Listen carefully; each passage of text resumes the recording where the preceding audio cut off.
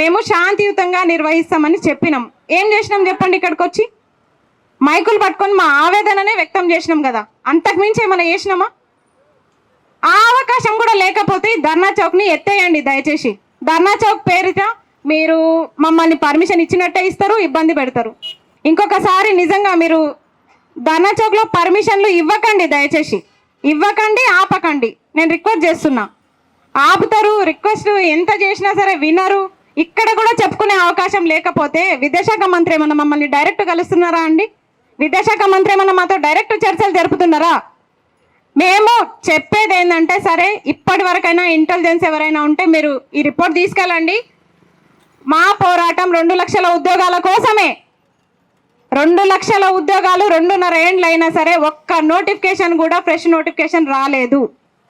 ఎందుకు రాలేదని అడుగుదామంటే అవకాశం లేకుండా చేస్తున్నారు, కేసులు పెడుతున్నారు అక్రమంగా. ఇంకేం చేయాలి? మేము శాంతియుతంగా ధర్నాన్ని పెట్టుకున్నా ఇది కూడా అవకాశం ఇవ్వకపోతే ఇంక మేము ఏం చేయాలి?